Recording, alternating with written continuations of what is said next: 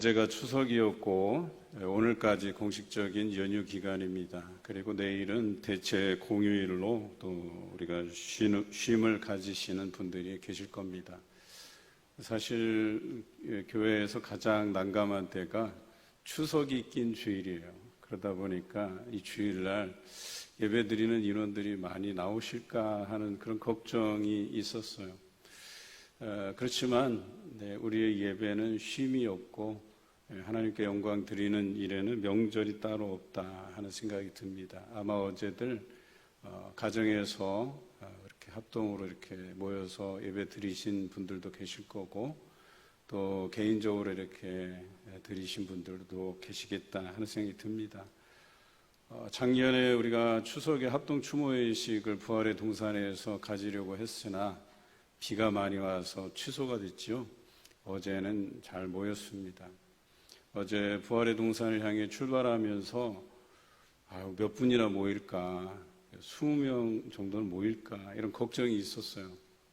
그래서 이렇게 계산을 해봤어요. 또 부활의 동산에 부모님이나 형제자매를 안장한 또 남편이나 아내를 안장한 분들이 몇 분이나 계실까 손꼽아 보니까 그분들이 좀 나와 주시면 예배 드릴 인원은 되겠다 이런 생각을 해보았습니다. 어제 아이들까지 해서 44명이 같이 우리가 함께 예배를 드리고 또 묘소를 보고 또 꽃도 이렇게 바꾸어 드리고 서로 교제 잠깐 나눌 수 있는 시간들이 있었습니다.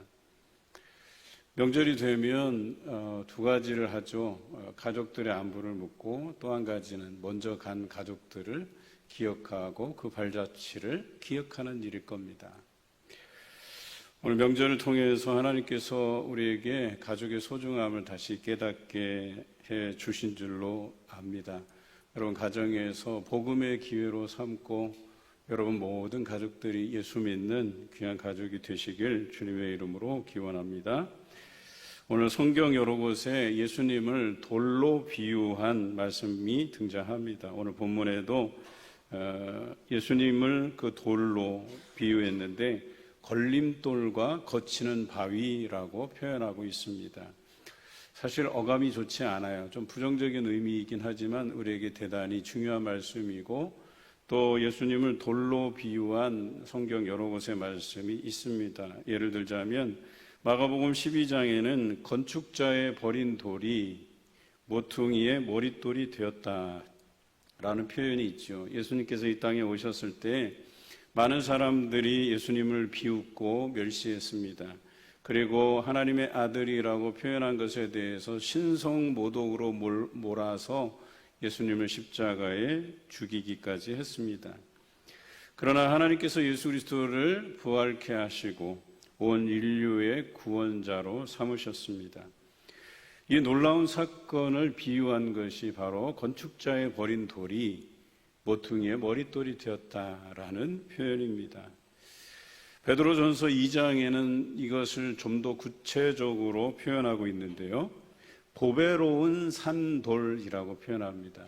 이것이 예수 그리스도신데 이 돌을 모퉁이의 머릿돌이 되게 하셨다라고 기록되어 있고 또 그 뒤에 이어서 부딪히는 돌과 걸려 넘어지게 하는 바위가 되게 하셨다라고 기록하고 있어요. 그러니까 베드로전서 2장의 말씀이 오늘 우리가 읽은 로마서의 말씀과 아주 동일하게 기록되어 있다는 이야기죠. 또 다니엘서에 보면 뜨인 돌 환상에 대한 이야기가 나옵니다. 이 뜨인 돌이 우상의 모형을 한 그 조각상을 무너뜨리는 그런 장면이거든요. 사실 이 뜨인 돌 환상은 가깝게는 그 5개 거대 제국을 무너뜨릴 하나님의 권세를 뜻하기도 하지만 다니엘서가 요즘은 계시록으로 신약의 계시록처럼 미래를 향한 우리에게 주시는 묵시록의 말씀으로 이해되거든요. 그 뜨인 돌을 예수님을 예표하는 것이라고 해석하고 있습니다. 예수님께서 이 땅에 오실 때에 세상의 모든 권세가 예수의 권위 앞에 굴복하게 될 것이다 라고 하는 것을 의미하지요. 여러분, 오늘 저는 이 돌에 대한 이야기를 하려고 합니다. 우리나라도 돌이 유명한 곳이 있죠. 여러분, 제주도를 뭐라 그러죠? 다른 말로 삼다도라 그러잖아요. 삼다도, 세계가 많은 섬이다 그러잖아요. 뭐가 많다 그러죠? 여자가 많대요. 실제로 가보니까 여자가 많더라고요. 또 바람도 많다. 그리고 마지막으로 돌도 많다. 뭐 가요에도 등장하는데 돌도 많고. 그런데 이처럼 이스라엘도 돌이 많은 지역입니다. 그래서 예수님께서 비유로 설명하실 때에는 이스라엘 사람들이 일상생활에서 흔하게 접할 수 있는 것들로 비유를 들으셨거든요. 그 중에 하나가 바로 돌에 대한 비유였습니다. 그래서 돌이 많기 때문에 사람들이 이해하기 쉽게 그 돌을 가지고 자신을 비유하신 것이죠. 예수님을 걸림돌과 거치는 바위로 설명하고 있습니다. 여러분, 이 걸림돌, 걸려 넘어지는 돌, 이거 별로 좋은 의미는 아니잖아요. 우리도 가다가 보면 걸려 넘어지는 경우가 종종 있어요. 그래서 코가 깨지기도 하고 뼈가 부러지기도 하고 그렇지 않더라도 넘어져서 타박상을 입기도 하고, 그래서 화가 나고 그 돌부리를 한 번 더 걷어차본 경험도 아마 없지 않아 있으실 거예요. 그래서 여기서 걸려지는 돌, 걸림돌이라는 의미는 그닥 이렇게 우리에게 좋은 이미지를 주지는 않습니다. 그런데도 불구하고 오늘 이런 이미지의 걸림돌, 거치는 바위라고 자신을 소개한 이유가 뭘까? 오늘 그것을 우리가 함께 나누고자 합니다. 설교자들이 이 본문을 매우 어렵게 생각을 하죠. 우리에게 있어서 믿음은 열심과 방향이 중요합니다.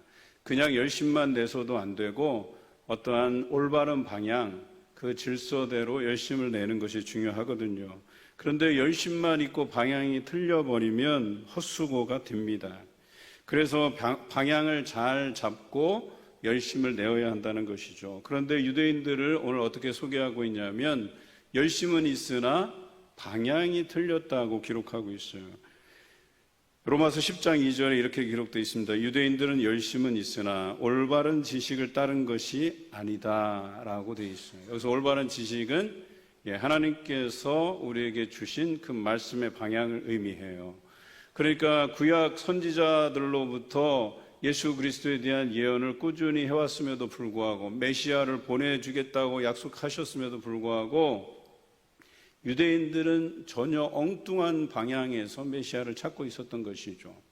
또 메시아를 통해서 우리를 구원하실 그 하나님의 계획을 기다리지 못하고 그저 자신들에게 하나님께서 거룩하라고 명하신, 그래서 주신 그 율법만 잘 지키면 그들이 구원에 이를 수 있겠다고 잘못된 열심을 가졌던 것이기도 합니다. 방향이 잘못됐다라고 하는 것이죠. 이미 구약의 아브라함을 통해서 율법이 아닌 믿음으로 의롭게 됨을 설명하셨어요. 아브라함의 그 믿음을 보시고 하나님께서 그를 의롭다고 말씀해 주셨어요. 이 사건만 정확히 이해했더라면 그들이 하나님께서 주신 말씀을 왜곡하지 않았을 거예요. 그런데 이 율법은 우리의 잘못을 깨닫게 하기 위한 도구로서 주신 것인데 이것이 구원의 길인 양 그것을 열심히 지키면 구원에 이를 것이라고 잘못 생각한 것이죠. 방향을 잘못 잡고 열심을 내었던 것이다 라고 하는 것입니다. 그들이 아브라함의 그 믿음으로 의롭게 된 사건을 이해했더라면 그들이 믿음으로 하나님을 바라보고 또 우리에게 보내주실 그 예수 그리스도 메시아를 기다렸을 것이고 그분을 알아차렸을 터인데 그렇게 하지 못했다라고 하는 것이죠. 여러분, 그래서 이 예수 그리스도께서 이 땅에 오셔서 죽음과 부활을 통해서 우리를 대속하신 사랑, 그리고 그것을 통해서 우리가 구원에 이를 수 있다는 그 믿음을 알게 하셨는데 바로 이 사실이 유대인들에게는 걸림돌이 되고 거치는 바위가 되었다라고 하는 사실이에요. 그렇다면 예수 그리스도를 믿는다고 한다면 지금까지 자기네들이 강조하고 지켜왔던 이 율법의 도는 어찌하냔 말이에요. 지금까지 자기네들이 헛수고를 해왔다는 걸 인정해야 되잖아요. 그러니까 예수 그리스도를 믿는 그 사실이 뭐가 되는 거예요? 자기들에게는 걸림돌이 되고 거치는 바위가 되어버렸다라고 하는 거예요. 그래서 이것을 치우지 않고서는 도저히 자신들이 처음부터 강조한 그 길을 갈 수가 없는 거예요. 그러다 보니까 그 길이 잘못된 길임을 알면서도 예수 그리스도를 거기에서 치워버리게 된 거예요. 그래서 십자가에 죽게끔 못 박히게끔 만들어 버렸다라고 하는 것이죠. 차라리 자신들이 그 오랜 세월을 헛수고한 것을 깨닫고 알고 회개하고 돌이켰으면 좋았을 뻔했는데, 물론 유대인들 중에서는 예수 그리스도를 믿고 회심한 사람들도 있었지만 대다수의 유대인들은 예수 그리스도를 십자가에 못 박으라고 그렇게 예수님을 십자가에 내어버렸다라고 하는 것이죠. 여러분, 나폴레옹의 이야기를 잘 아실 거예요. 나폴레옹이 이탈리아 2차 원정 때 어떤 산을 넘었죠? 알프스산. 알프스산이 꽤 높아요. 그런데 6만 대군을 이끌고 알프스산을 넘어서 이탈리아를 정복하지 않았습니까? 그런데 이 이야기를 두고 아주 재미난 이야기들이 있었어요. 저희 때 이야기인데, 나폴레옹이 부하들을 이끌고 알프스산을 올랐대요. 정상에 올라서 부하들한테 뭐라고 했는데 부하들이 전부 다 기절초풍하게 된 거예요. 그래서 무슨 말을 했을까요? 라고 했을 때 부하들한테 이 산이 아닌가벼? 그랬다는 거예요. 그래갖고 그 산을 내려가고 또 다른 산을 향해서, 다른 방향의 알프스산을 향해서 열심히 올라갔대요. 그래서 정상에 딱 올라가서 또 부하들한테 뭐라 그랬는데 부하들이 다 기절했대요. 뭐라 그랬을까요? 아까 그 산이 맞는가벼? 그랬다는 거예요. 그래갖고 또 내려와서 아까 그 산으로 또 열심히 올라갔어요. 그래서 정상에 올라가서 나폴레옹이 돌격하고 외쳤는데 병사들이 가만히 있더래요. 왜 그런 줄 아세요? 프랑스 군인들한테 한국말로 돌격 그랬더니 아무도 못 알아들었대요. 뭐 이런 이야기예요. 근데 제가 이 이야기를 들려드리는 이유는, 여러분, 그들이 열심히 알프스산을 향해서 올랐어요. 거기가 맞는 줄 알고. 그런데 올라가 보니까 여기가 아닌가벼? 그래 버린 거예요. 그러니까 얼마나 허탈하겠어요. 그러니 예수 그리스도를 믿는 도가 그들에게는 걸림돌이 된 거예요. 그 병사들이 나폴레옹, 물론 그런 일이 없었지만 그런 일이 있다고 한다면 병사들이 나폴레옹을 얼마나 원망했겠어요. 지도자가 돼갖고 방향도 제대로 못 찾는다고 그랬을 것 아니에요. 그런데 이들이 이게 맞는 길이라고 율법을 강조하고 그 율법을 지키려고 그렇게 노력하고 그것이 구원에 이르는 길이라고 강조했는데 예수님이 이 땅에 오셔서 그 길 아니야 라고 말씀하신 거예요. 구원에 이르는 길은 나를 믿는 것이다 라고 이야기하고 계신 거예요. 그러니까 이 사람들에게 어때요? 그것이 걸림돌이고 거치는 바위가 되는 거예요. 뭐야, 지금까지 내가 열심히 노력해온 이 율법을 지키고자 힘써왔던 것들이 다 헛수고가 돼버린 것 아니겠어요? 진작부터 우리가 그 아브라함의 믿음을 보시고 의롭게 여긴 그 사건을 정확히 이해했더라면 우리에게 약속하신 그 메시아를 진정으로 기다렸을 것이고, 예수님이 이 땅에 오셨을 때 이분이 메시아이시구나, 그 믿음의 도를 우리가 받아들였을 터인데, 지금까지 헛물 켜고 헛수고한 그것을 돌이키기가 너무나도 아까우니까 알면서도 예수 그리스도를 죽여버릴 수밖에 없었던 거예요. 자신들의 그 지켜왔던 권위, 그 기득권, 그것을 지키기 위해서 결과적으로 진리를 외면해버린 이런 상황이 발생해버린 것이죠. 여러분 어떠십니까?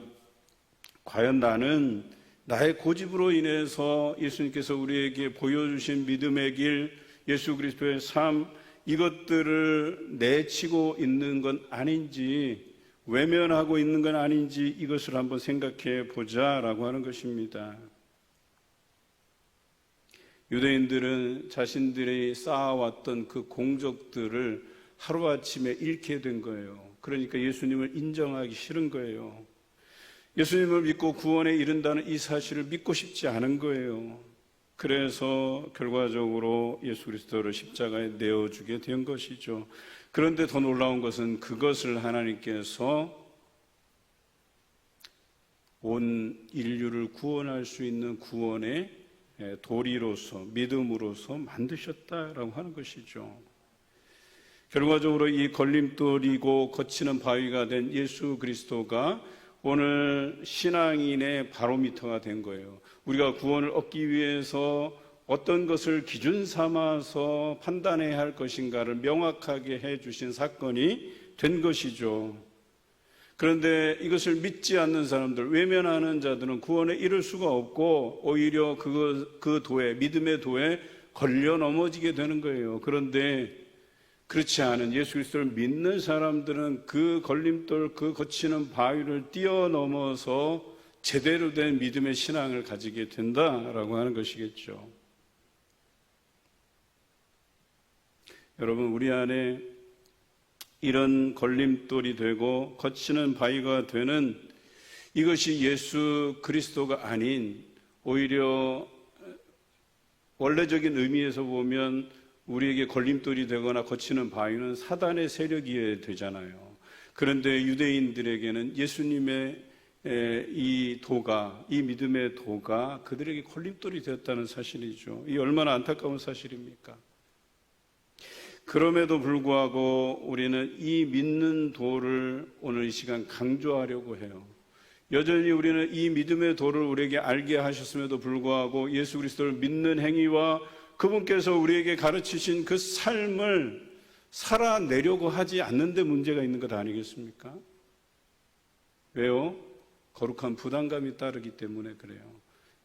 하나님 앞에 헌신하는 일, 봉사하는 일, 누군가를 사랑하고 용서하는 일, 여러분, 이 얼마나 힘든 과정인지 몰라요. 그냥 나 혼자 잘 먹고 잘 사는 것만 그냥 감당하고 살면 좋겠는데 예수 그리스도를 따르는 그 믿음의 도와 또 그분께서 가르치신 삶은 그게 아니거든요. 매우 이타적인 삶이에요. 나를 돌아볼 뿐더러 나의 생명같이, 나의 몸같이 이웃을 사랑하라고 이야기해요. 그들을 용서하라고 이야기해요. 원수조차도.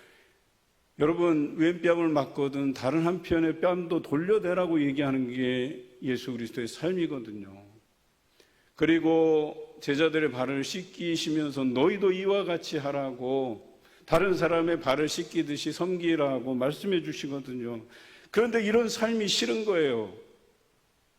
아니, 나 혼자 잘 먹고 잘 사는 것도 참 어려워 죽겠는데 누구를 돌볼 형편이 되나?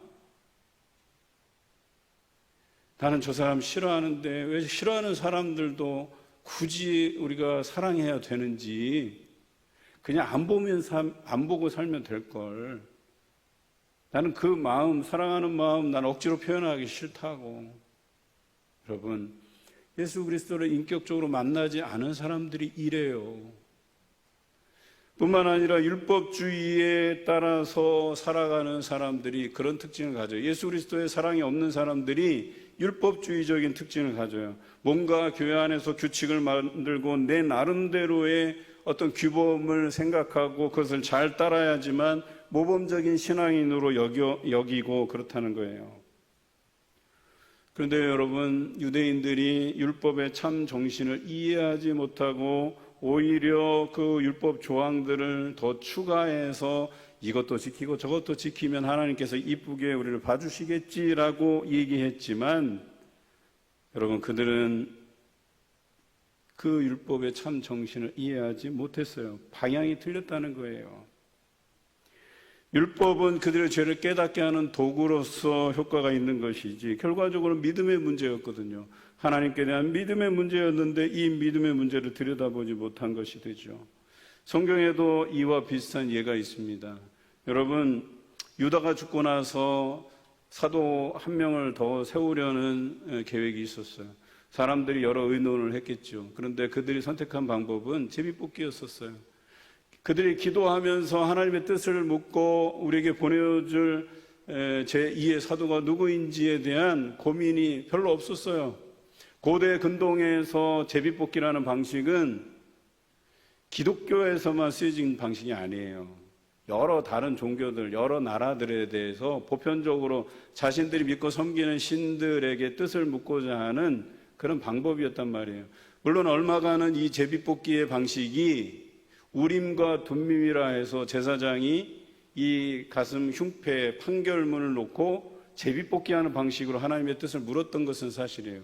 그런데 역사적으로 느헤미야 이 시대 이후에는 이것이 자신들의 기득권을 유지하기 위해서 속임수가 있고 또 그런 방식을 부정하게 사용한 것들 때문에 그 이후로는 사용되지 않습니다. 그런데 이들은 제비뽑기 방식으로 한 거예요. 편한 방식으로. 그래서 선출한 마띠아는 그 사도행전 딱 한 군데 이름이 등장하고 그 이후에는 이름이 등장하지 않아요. 그 이후에 등장하는 이름은 사도 바울이었었어요. 하나님께서 계획하신 제2의 사도는 이방인들을 위해서 세운 사도 바울이었다는 이야기예요.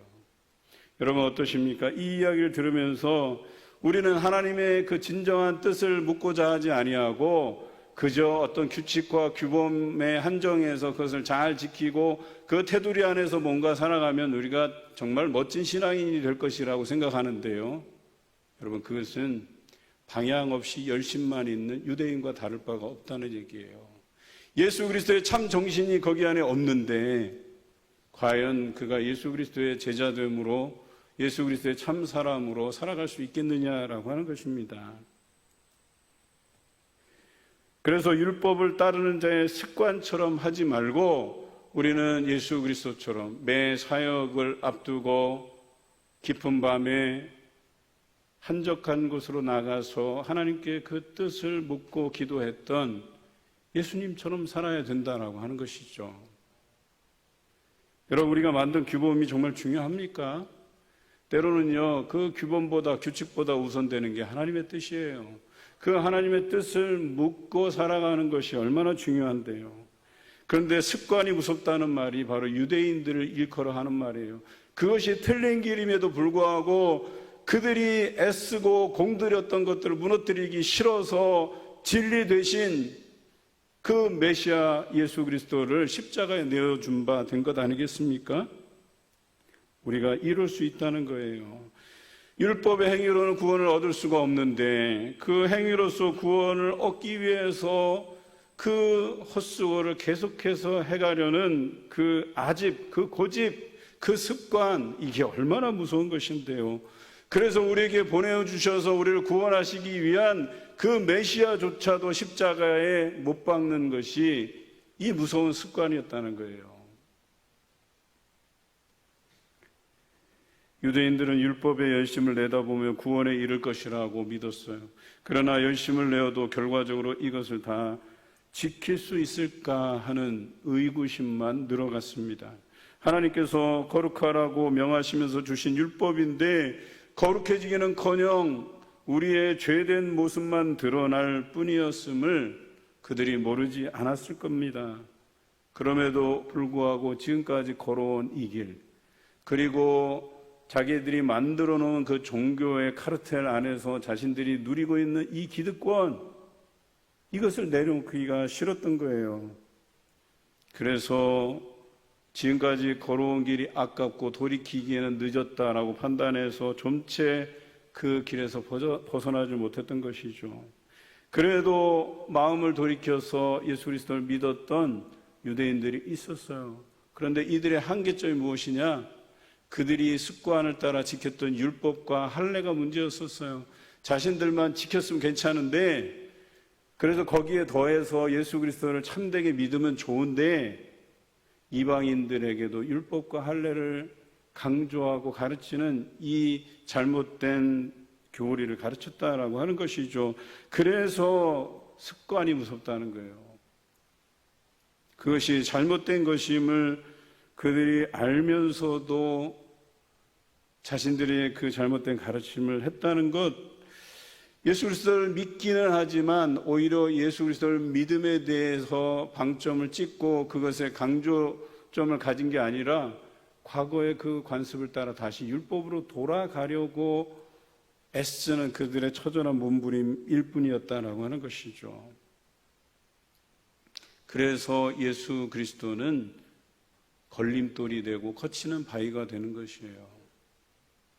이걸 믿지 않니 나의 공들였던 그 율법의 행위들이 무너져 내리고 다 버려져야 되고, 또 지금으로 얘기하자면 예수 그리스도를 믿지 않니 거기에는 여러 가지 희생과 헌신이 따라야 되는데, 지금까지 내가 인생에 공들인 시간들, 쌓았던 물질들, 이것들이 하루아침에 무너져 내리고 또 드려져야 되고, 내가 애지중지 아끼면서 모은 돈인데 이제는 교회를 위해서, 하나님의 일들을 위해서 이걸 바쳐야 되니까 얼마나 아깝고 그래요. 그런데 그 모습이나 이 율법의 공적을 쌓은 유대인의 모습이나 다르지 않다는 얘기예요. 그 안에 예수 그리스도를 중심으로 형성된 신앙이, 여러분, 이 모든 것을 갈아엎고 갈아치워야 되는데 여전히 그러지 못하고 그 중간에서 어정쩡하게 이랬다 저랬다 갈팡질팡하는 신앙이 되어버린 거예요. 그런데 바로 이 예수 그리스도의 믿음의 도가 오늘날 우리에게 걸림돌과 거치는 바위가 되는지, 아니면 이것을 뛰어넘어서 진정한 크리스찬으로서 거듭나는지가 중요하다는 얘기예요. 여러분 어떠십니까? 오늘 예수 그리스도의 그 믿음의 도가 여러분에게는 걸림돌이 되고 거치는 바위가 되십니까? 그러면 빨리 그것을 뛰어넘으셔야 돼요. 그렇지 못하고 여전히 그것이 나의 걸림돌이 되고 거치는 바위가 된다면, 여러분, 우리가 구원에 이르는 길이 평탄하지만은 않습니다. 이 순간을 넘어서야 된다라고 하는 거예요. 우리에게 구원으로 인도하는 바로미터는 예수 그리스도이심을 확신하고 그 길에 완전히 이 걸림돌이 되고 거치는 바위가 아닌, 이제는 그것을 뛰어넘어서 나에게 구원을 이루게 하시는 그 놀라운 바로미터가 되어야 된다라고 하는 것이겠죠. 그럼 이것을 유념하시기 바라요. 우리에게 예수님은 걸림돌이고 거치는 바위가 아니면 또 바위인지 아니면 구원으로 인도하는 바로미터인지를 우리는 명확히 해야 된다라고 하는 것이죠. 예수님을 믿음으로 이제는 걸림돌과 거치는 바위가 아닌 구세주로 우리는 받아들여야 한다라고 하는 것이죠. 그분께서 걸어가신 길, 우리에게 가르치시는 그 삶, 우리는 그것을 살아야 합니다. 그 삶이 우리에게 걸림돌이나 거치는 바위가 돼서는 안 되는 것입니다. 거룩한 부담감이 이제는 기쁨의 삶으로 바뀌어져야 합니다. 오늘 이 예배가 여러분에게 참 기쁨의 예배, 또 위로가 되는 예배, 또 서로 화목하게 되는 그런 예배가 되게 하실 그 하나님을 높이 올려드리며 그분의 이름을 찬양하시는 여러분 되시길 주님의 이름으로 기원합니다.